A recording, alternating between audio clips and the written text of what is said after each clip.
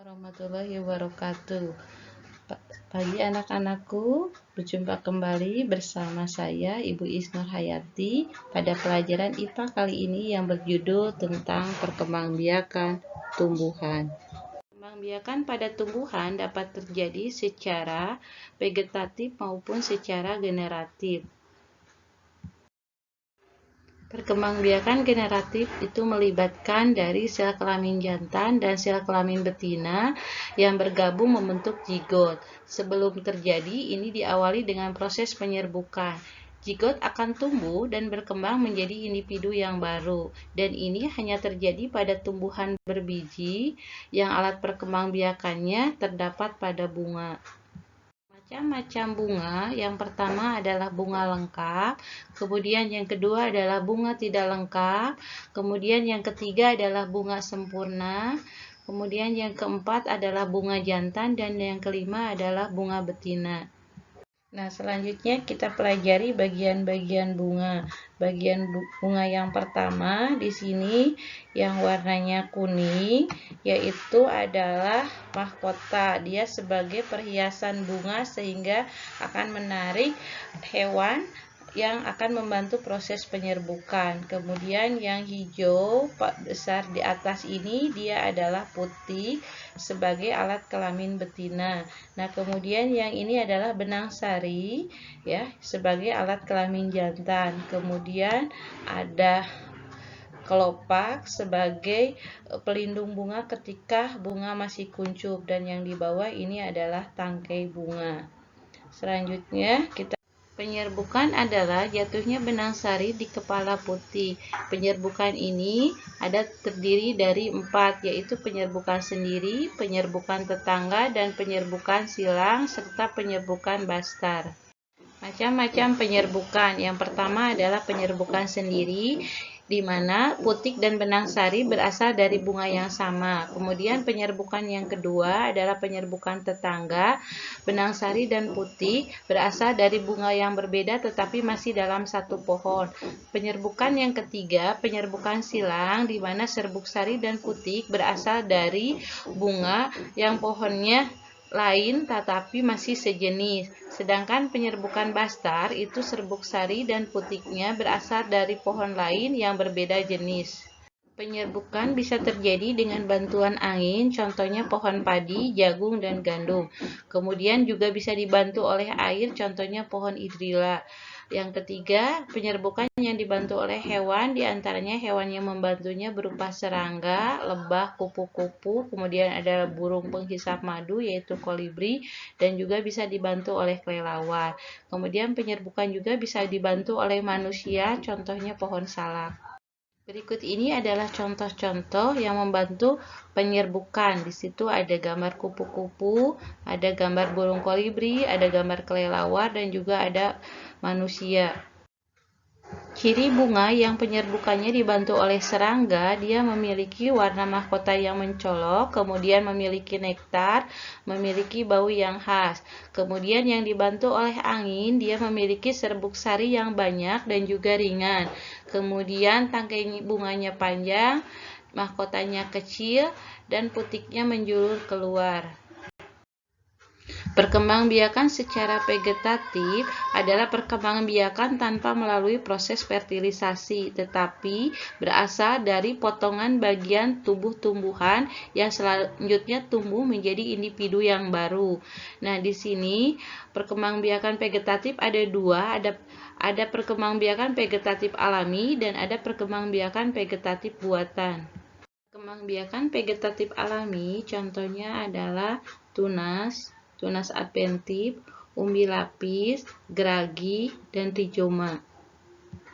Contoh tumbuhan yang alat perkembangbiakannya dengan menggunakan tunas adalah bambu, tebu, dan juga pisang. Nanti di sekitar pohon-pohon tersebut akan tumbuh tunas-tunas yang baru.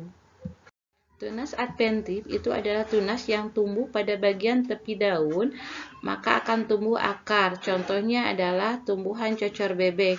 Nah, tumbuhan cocor bebek ini mudah ditanamnya, tinggal disimpan di atas tanah, maka nanti akan tumbuh tunas yang baru pada daun tersebut. Batang yang tumbuhnya berada di dalam tanah nanti akan mengembang lalu bisa membentuk suatu umbi. Umbi ini dipakai sebagai tempat menyimpan cadangan makanan yang berupa karbohidrat. Contoh dari tumbuhan yang perkembangbiakannya dengan cara umbi batang adalah kentang, lengkuas, dan juga ubi jalar. Pada umbi akar, akar yang dijadikan sebagai tempat cadangan makanan. Contoh tumbuhannya yaitu singkong, wortel, lobak, dan tanaman dahlia. Pada umbi lapis, pelepah daun yang memiliki bentuk berlapis-lapis, pada bagian atasnya akan tumbuh, serta di bagian bawahnya akan terbentuk akar yang disebut dengan serabut. Contohnya adalah bawang merah, bawang putih, bunga tulip, dan bunga bakung. Pada rizoma dan atau akar tingga, batang yang tumbuhnya menjalar pada bagian permukaan tanah, nanti akan tumbuh akar. Contohnya adalah lengkuas, kunyit, jahe, dan juga kencur. Pada geragi atau stolon, batang yang tumbuh secara mendatar di bagian permukaan tanah nantinya akan tumbuh akarnya, dan bagian akar inilah yang dapat ditanam kembali. Contohnya adalah antanan, arbei, dan rumput teki. Perkembangbiakan secara vegetatif buatan, contohnya adalah yang pertama mencangkok, kedua menyetek, ketiga merunduk, keempat menempel, dan kelima adalah menyambung. Mencangkok adalah usaha mengembangbiakan tumbuhan dengan memakai cara membuat suatu akar baru di bagian batang tumbuhan tersebut. Langkah-langkahnya yang pertama adalah batang yang akan dicangkok, kemudian dia dikuliti, diambil kambiumnya. Setelah itu, setelah selesai dikuliti, kemudian dibungkus dan di dalamnya dikasih tanah. Dan setelah beberapa minggu, nanti akan tumbuh daun, di sini akan tumbuh akar di sini. Nah, nanti kemudian batang tersebut dipotong dan ditanam pada tanaman yang baru. Nah, contoh tanaman yang bisa dicangkok yaitu jambu, mangga, belimbing, dan juga jeruk. Stek adalah cara perkembangbiakan vegetatif buatan yang cukup mudah dilakukan, yaitu dengan cara memotong tanaman, kemudian potongan tersebut ditancapkan di dalam tanah. Nah, contohnya itu adalah singkong, mawar, dan bunga melati. Merunduk adalah cara perkembangbiakan dengan cara membengkokkan sebagian batang atau ranting pada tanah. Nantinya akan tumbuh akar dan kemudian daun yang baru pada tanah tersebut. Nah, ini contohnya adalah pohon dari stroberi. Jadi ini dirundukkan, ditempelkan ke tanah, maka nanti akan tumbuh akar, akan tumbuh batang dan daun yang baru. Menempel atau okulasi dengan cara menempelkan suatu tunas muda di batang tanaman induk yang bertujuan supaya dua sifat tanaman yang berbeda dapat memperoleh tanaman yang sifatnya lebih baik dari induknya. Jadi langkah yang pertama adalah kita mengambil tunas muda ya dari satu pohon, kemudian tunas tersebut disimpan di batang pohon induknya. Kemudian nanti akan tumbuh batang dan daunnya. Nah, tumbuhan ini yang biasa diokulasi adalah jeruk, durian, dan rambutan.